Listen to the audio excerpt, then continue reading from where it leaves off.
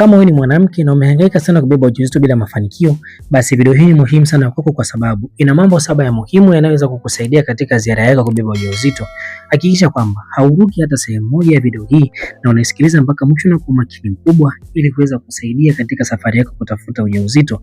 Mimi ni Dr. Mkina kutoka Naturemed Supplier. Namba za simu zinapita chini ya screen ya video hii, na kama ni mara yako kwanza kukutana na video zetu, na kuomba sana bonyeza neno subscribe chini ya video hii na kuwasha alama ya kengele ili kwa kwanza kuona hizi video zetu za afya pale tunapozi-upload. Jambo muhimu sana ni kwamba tunazo bidhaa mbalimbali ambazo zimethibitishwa na biolojia na kubainika kwamba zina uwezo mkubwa wa kusaidia changamoto mbalimbali za kiafya, na kama ni muhanga wa changamoto yote ya kiafya, wasiliana nasi, namba ziko chini ya screen ya video hii ili kuweza kukusaidia kuondokana na changamoto hiyo. Jambo la kwanza, hakikisha kwamba hauna magonjwa makubwa yanaweza kuathiri ujauzito. Kabla ya ujauzito, unapaswa kufanya uchunguzi wa mapema ili kubainika kwamba hauna magonjwa makubwa ambayo yanaweza kuathiri ukuaji wa mimba.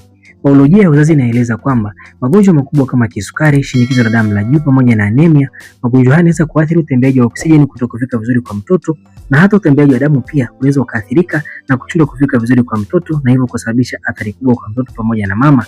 Magonjwa haya yanapogundulika mapema, ni rahisi kuweza kudhibitiwa na kubaki kuwa salama endapo anabeba ujauzito. Jambo la pili, kufuatilia mzunguko wako wa hedhi. Kwa mujibu wa biolojia, kila mwanamke anapaswa kufuatilia mzunguko wake wa hedhi kwa miezi 3 mfululizo, na hii inasaidia kufahamu siku ovulation ambapo yai linatolewa kutoka kwenye ovary. Na unapofahamu siku hii, ni rahisi sana kukutana na mwanaume siku inayofaa ili mbegu zake za kiume ziweze kurutubisha yai kwa muda unaofaa. Endapo utafahamu kuna utofauti ndani ya hii miezi 3, ni muhimu kutafuta tiba mapema ili kuweza kujisaidia kuweza kuondokana na changamoto hiyo, ambapo tiba hii pia tunayo hapa kwa Naturemed Supplier. Jambo la tatu ni virutubisho pamoja na lishe bora. Mwili wa mwanamke unahitaji maandalizi ya mapema kupata lishe bora pamoja na virutubisho muhimu.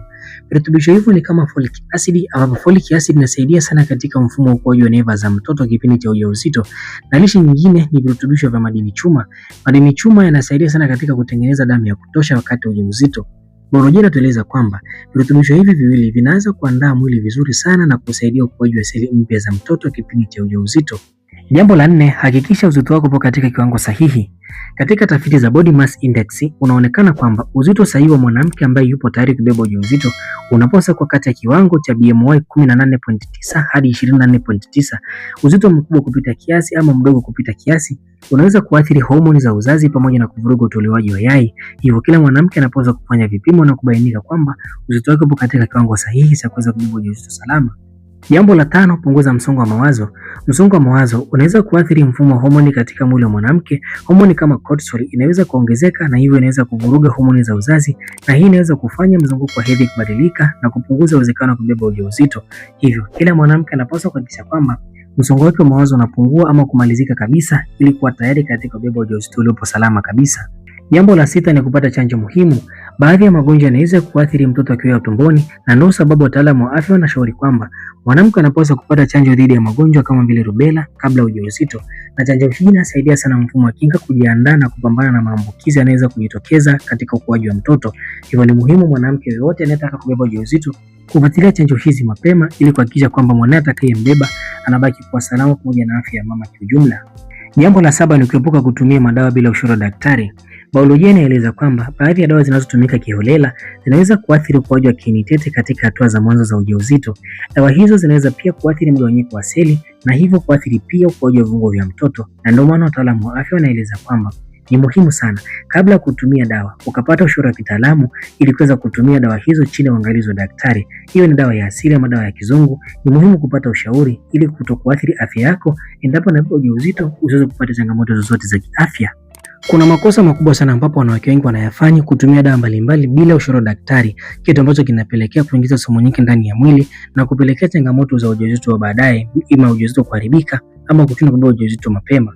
Ni muhimu sana kufanya vipimo mapema ili kubainika kwamba una changamoto gani na kuweza kutumia dawa kulingana na changamoto yako, na epuka kabisa kutumia dawa kwa kushauriwa na mtu ambaye sio daktari na wala hana vipimo makini. Hivyo ukifanya hivi, afya yako itabaki kwa salama na mwanao pia atabakia kwa salama, na utajifungua salama salimini bila kuwa na changamoto zozote za kiafya. Kwenye description nitakuwekea link ya kujiunga na grupu letu la WhatsApp, ambapo ndani ya grupu hilo utajifunza mambo mengi kuhusiana na afya, na pia utapata nafasi ya kuuliza maswali mbalimbali ambayo yanahusiana na afya, na pia kuna maswali mengine mengi ambayo watu wanayauliza, ambapo wewe pia ukiyasoma utapata kujifunza. Ni muhimu pia kubonyeza hiyo link kujiunga na grupu hilo ili kuweza kujifunza mambo mengi na kuepuka changamoto mbalimbali ambazo utaweza kuzisoma na kuzielewa mapema. Bila shaka umejifunza kitu kipi leo kupitia video hii. Tafadhali sana, kama ni mara ya kwanza kukutana na video zetu, na kuomba sana bonyeza neno subscribe chini ya video hii na kuacha alama kengele iliyopo pembeni yake ili uweze kupata taarifa video zetu mpya pale tunapozi upload. Like pamoja na kushare ili wengine wapate kujifunza na kupata video hii kwa urahisi zaidi. Na kukumbusha kwamba kama unahitaji ushauri wote wa kiafya au unahitaji bidhaa za asili zilizoandaliwa kwa misingi ya kibiolojia kwa ajili ya kuondoa changamoto yako ulionayo, namba za simu zinapita chini ya screen ya video hii. Kumbuka kwamba Naturemed Supplies inahakikisha uzima asilia kwa kila mtu. Asante kwa kutazama video hii mpaka mwisho. Tukutane tena kwenye video zingine zinazofuata.